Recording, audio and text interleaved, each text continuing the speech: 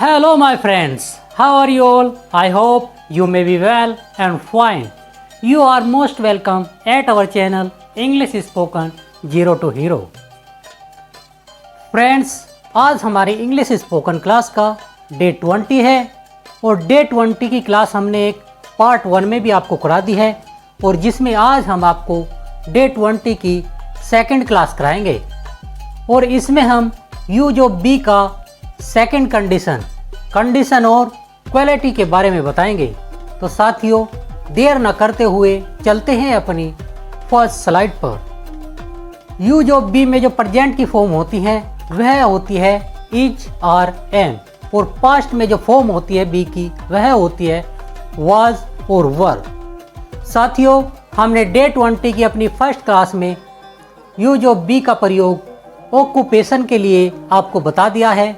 जिस साथी ने हमारी डे 20 की पार्ट 1 की क्लास नहीं देखी है वह हमारे चैनल पर जाकर डे 20 की फर्स्ट क्लास देख सकता है। आज हम डे 20 की सेकंड क्लास में आपको यूज ऑफ बी का सेकंड पॉइंट कंडीशन और थर्ड पॉइंट क्वालिटी के बारे में बताएंगे। तो साथियों, इसके लिए चलते हैं अपनी नेक्स्ट स्लाइड पर। फ्रेंड्स, यूज ऑफ बी का प्रयोग हम कंडीशन जानने के लिए कैसे करते हैं, इसके लिए हमारा पहला सेंटेंस है आर यू ओके। क्या तुम ओके हो या क्या तुम ठीक हो। ओके जो होता है वह वर्ड हमारा शॉर्ट है, इसका जो फुल वर्ड है वह होता है ऑल करेक्ट। तो साथियों, इस सेंटेंस की हिंदी हुई क्या तुम ठीक हो। यदि मैं ठीक हूँ तो मैं कहूँगा आई एम ओके, मैं ठीक हूँ। और यदि ठीक नहीं है तो क्या कहेंगे, हम कहेंगे आई एम नॉट ओके, मैं ठीक नहीं हूँ। तो साथियों, इस सेंटेंस से हमें क्या पता चलता है। इस सेंटेंस से मुझे आपकी स्थिति के बारे में पता चलता है कि आप ठीक हो या ठीक नहीं हो। इसलिए हमने यूज ऑफ बी का प्रयोग कंडीशन अर्थात स्थिति जानने के लिए किया है। यदि कोई व्यक्ति ठीक नहीं है और उसके सिर में दर्द है तो वह कंडीशन अपनी कैसे बताएगा, वह कहेगा आई एम इन हेडेक। साथियों, हेडेक को कहते हैं सिर दर्द। मेरे सिर में दर्द है, I am in headache, I am in headache, मेरे सिर में दर्द है। तो उसने अपनी स्थिति बता दी है कि मेरे सिर में दर्द है, मैं ठीक नहीं हूँ। चलते हैं अपनी नेक्स्ट स्लाइड पर।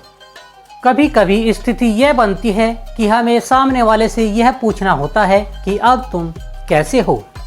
इसे हम अंग्रेजी में कहेंगे हाउ आर यू नाउ, अब तुम कैसे हो। तो अब तुम कैसे हो साथियों, मुझे भी अपने बारे में आप ज़रूर बताना। यदि मैं अच्छा हूँ या कोई भी व्यक्ति जिससे हम पूछ रहे हैं वह अच्छा है तो वह इसे कहेगा आई एम नाउ फाइन, अब मैं अच्छा हूँ। I M now fine. साथियों, नाउ को हम लास्ट में भी लगा सकते हैं। आई एम फाइन नाउ, अब मैं अच्छा हूँ। अब साथियों, किसी से हम यह पूछ लेते हैं कि क्या वह तुम्हारा पक्का दोस्त है, तो इसे हम कैसे कहेंगे। इसे कहेंगे is he your bosom friend. Bosom friend को कहते हैं पक्का दोस्त। Is he your bosom friend, क्या वह तुम्हारा पक्का मित्र है, पक्का दोस्त है। Is he your bosom friend, is he your bosom friend. यदि वह मेरा पक्का मित्र है या पक्का दोस्त है तो मैं कहूँगा he is my bosom friend, he is my bosom friend, वह मेरा पक्का दोस्त है या पक्का मित्र है। किसी से हमारी जो दोस्ती होती है वह बहुत ज़्यादा घनिष्ठ हो जाती है तो उसे ही हम बोसम फ्रेंड बोलते हैं। चलते हैं अपनी नेक्स्ट स्लाइड पर। यूज ऑफ बी का प्रयोग हमने कंडीशन के लिए तो जान लिया है, अब हम यूज ऑफ बी का प्रयोग क्वालिटी के लिए जानेंगे।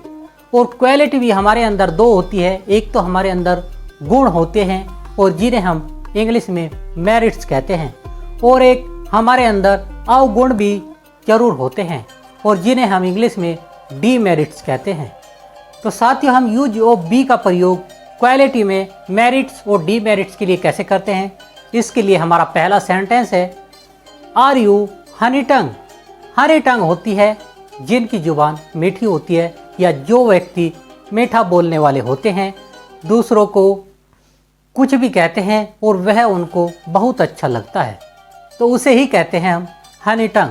तो आर यू हनी टंग, क्या तुम मीठी ज़बान वाले हो?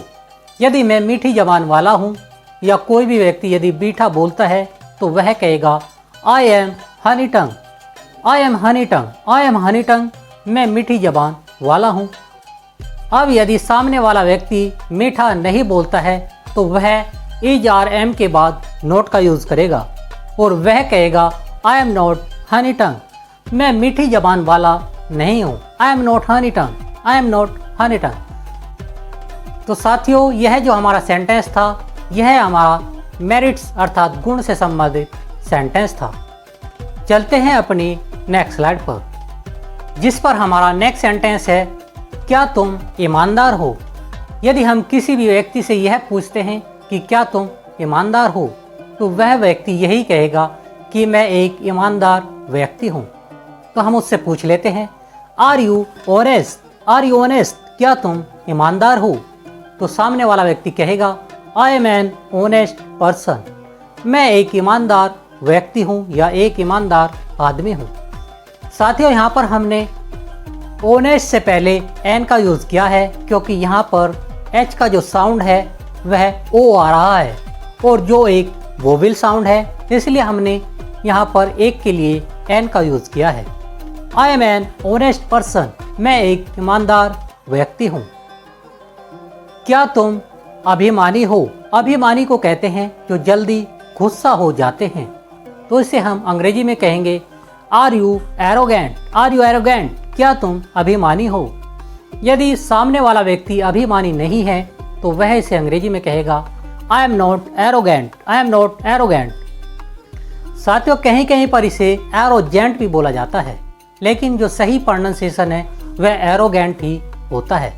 आई एम नॉट एरोगेंट, मैं अभिमानी नहीं हूँ। Friends, if you like our video you can like, share and comment, and which friends are new at our channel, they can subscribe our channel so that they could find our latest video. Friends, let's go our next slide, जिस पर हमने quality से संबंधित demerits वाले sentence बताए हैं और हमारा इस पर पहला सेंटेंस है ही इज़ नटोरियस। नटोरियस कहते हैं कुख्यात व्यक्ति को जिस पर इनाम रख दिया जाता है, वह बदमाश होता है, लुटेरा होता है और उस पर इनाम बोल दिया जाता है कि वह एक कुख्यात है। ही इज़ नटोरियस, वह कुख्यात है। ही इज़ नटोरियस, वह कुख्यात है। अब यदि कोई व्यक्ति बहुत निर्दयी है, उसका जो दिल है उसमें दया भाव कुछ भी नहीं है, तो उसे हम कह सकते हैं कि वह एक निर्दयी व्यक्ति है। He is cruel hearted, he is cruel hearted, वह निर्दयी है। वह घमंडी है। कोई कोई व्यक्ति बहुत घमंडी होता है तो हम उसे कह सकते हैं ही इज़ प्राउडी। प्राउडी मीन्स होता है घमंडी। ही इज़ प्राउडी, ही इज़ प्राउडी, वह घमंडी है। यदि कोई व्यक्ति धोखेबाज है तो उसे हम कहेंगे he is cheater, he is cheater, वह धोखेबाज है। He is cheater. साथियों, किसी भी व्यक्ति को किसी के साथ धोखेबाजी नहीं करनी चाहिए, इसलिए जो यह सेंटेंस है यह हमारा डीमेरिट्स में आता है। अब चलते हैं अपनी नेक्स्ट स्लाइड पर। यदि कोई बच्चा शरारत करता है तो उसे हम क्या कहेंगे? हम कहेंगे he is a naughty child, he is a naughty child. Naughty child का अर्थ होता है शरारती बच्चा। He is a naughty child, वह एक शरारती बच्चा है। यदि कोई व्यक्ति मुंह फट आदमी है, मुंह फट आदमी उस व्यक्ति को बोलता है यदि किसी व्यक्ति ने किसी को बुरा कहा और सामने वाला व्यक्ति भी उसे एकदम जवाब दे देता है, वह भी उसे बुरा भला कह देता है, तो उसी व्यक्ति को हम मुंह फट आदमी कहते हैं और इसे हम अंग्रेजी में कहेंगे he is an out spoken person, he is an out spoken person, he is an out spoken person, वह एक मुंह फट आदमी है। कभी कभी ऐसा होता है कि कोई व्यक्ति हमेशा खाता रहता है, चबाता रहता है। कभी कभी हम भी किसी बच्चे को बोल देते हैं कि क्या तुम डंगर हो, आर यू ए डंगर, आर यू डंगर, क्या तुम डंगर हो। डंगर उसे कहते हैं जो पशु गोबर करते हैं, लेकिन मेरा किसी को डंगर कहने का मतलब नहीं है, लेकिन कभी कभी कोई भी किसी को मजाक में कह देता है कि क्या तुम डंगर हो। आर यू डंगर, क्या तुम डंगर हो। मैं डंगर नहीं हूँ, तो इसे वह व्यक्ति अंग्रेजी में कहेगा आई एम नॉट डंगर, आई एम नॉट डंगर, मैं डंगर नहीं हूँ। चलते हैं अपनी नेक्स्ट स्लाइड पर, जिस पर हमारा सेंटेंस है are you spicy tongue. Spicy tongue का मतलब होता है चटोरी जबान वाले। चटोरी जबान वह होती है जो हर वक्त कुछ ना कुछ खाने के लिए मांगता रहता है, चटपटा, गोलगप्पे या कुछ भी ऐसी चीज़ जो वह पसंद करता है, तो उसे हम कह सकते हैं आर यू स्पाइसी टंग, क्या तुम चटोरी जबान वाले हो। यदि सामने वाला व्यक्ति चटोरी जबान वाला नहीं है तो वह कहेगा I am not spicy tongue, I am not spicy tongue, मैं चटोरी जबान वाला नहीं हूँ। हमारा नेक्स्ट सेंटेंस है क्या तुम काली जबान वाले हो।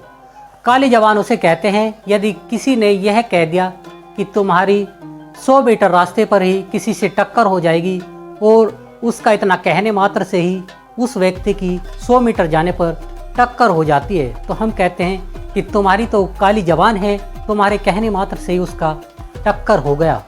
तो उसे हम अंग्रेजी में कहेंगे are you sharp tongue, are you sharp tongue, क्या तुम काली जबान वाले हो। आर यू शार्प टंग, क्या तुम काली जबान वाले हो।